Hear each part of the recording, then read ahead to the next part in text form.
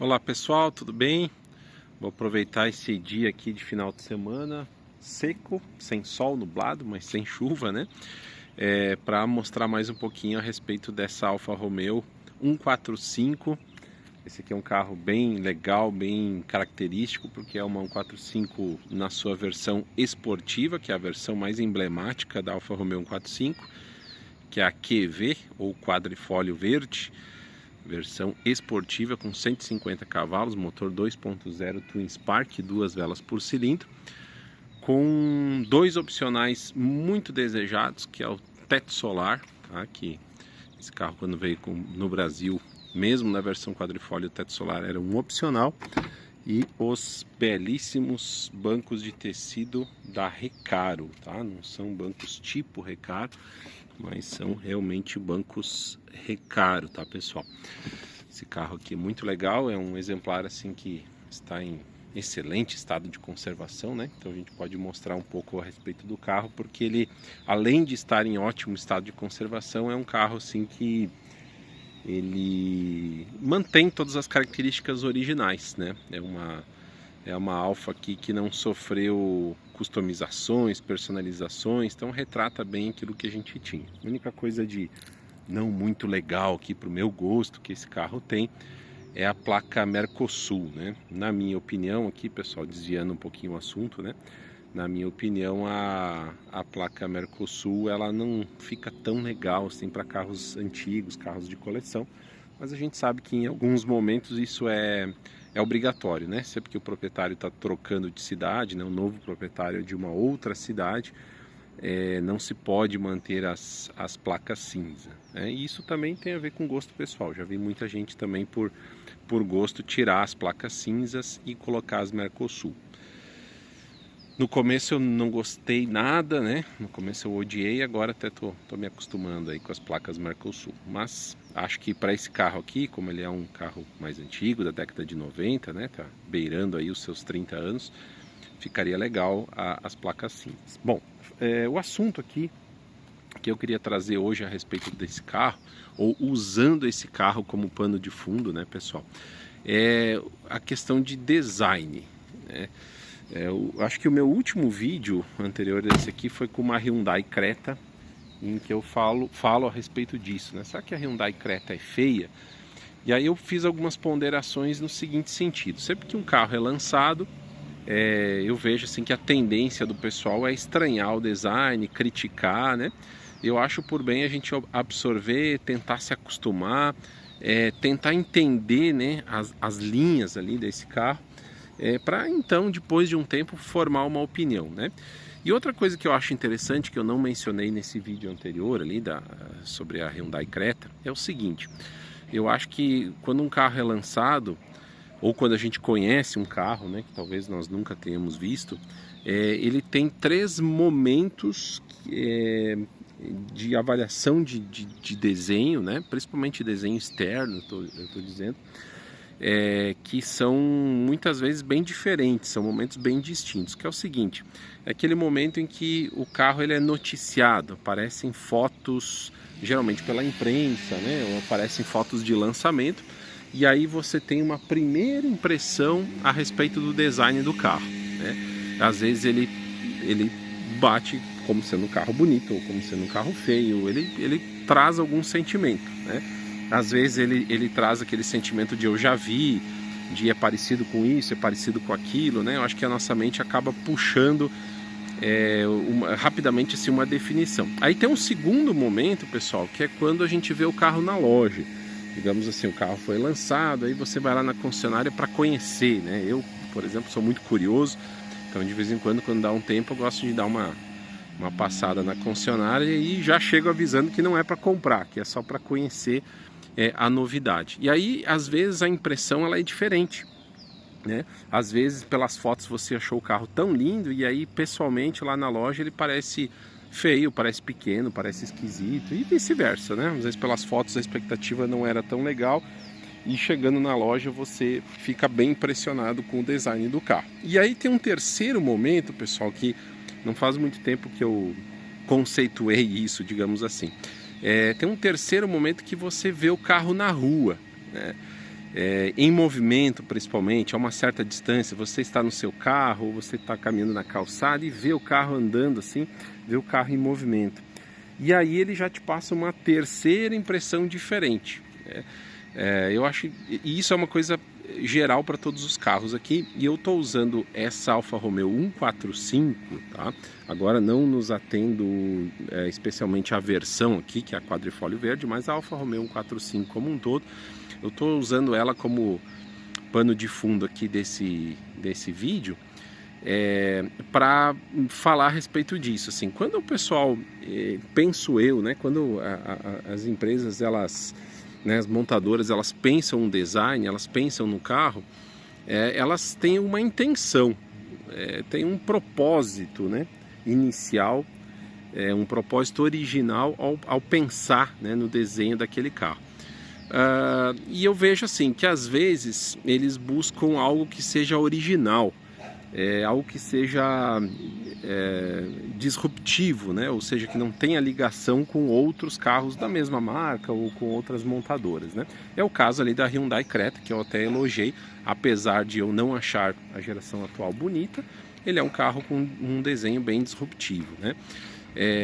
E eu vejo que às vezes a montadora, ela busca algo que seja suave, busca um desenho que não seja polêmico, né? E dentro da Alfa Romeo, acho que a gente tem dois exemplos bem extremos nesse sentido, tá, pessoal? Até esses dias eu gravei um vídeo aí com uma Alfa Romeo 156, fiz alguns comentários muito elogiosos com relação ao design dela, com a permissão do proprietário, e vou fazer o mesmo aqui com essa Alfa Romeo 145. E eu acho que entre a Alfa Romeo 156 e a 145, apesar de serem carros da mesma montadora, não serem de épocas muito diferentes, a 145 aqui é um pouquinho mais antiga, né? Ela foi comercializada no Brasil aí por volta de 95 até 98, né? E a 156 foi comercializada ali desde finzinho de 98, né? Modelo 99 até 2003 aproximadamente. Então, apesar de elas não serem de épocas muito diferentes, serem da mesma montadora, eu acho que entre a Alfa Romeo 156 e a 145 existe uma grande diferença de ideia de design, que é algo que, imagino eu, nasceu assim desde o propósito, desde as primeiras ideias envolvendo a criação do carro. Bom, a Alfa Romeo 145, ela foi desenhada, né, principalmente pelo Chris Bangle, né, famoso designer Chris Bangle, que depois da passagem pelo grupo Fiat até teve uma passagem assim muito forte, né, muito marcante na BMW. Ele foi responsável assim por uma mudança muito forte nas linhas de desenho dos carros da BMW depois da sua passagem pelo grupo Fiat, né? E aqui na 145, bem ao contrário do que a gente vê lá na 156, e é isso que eu quero destacar, a gente vê um design que ele é muito original, muito diferente, né?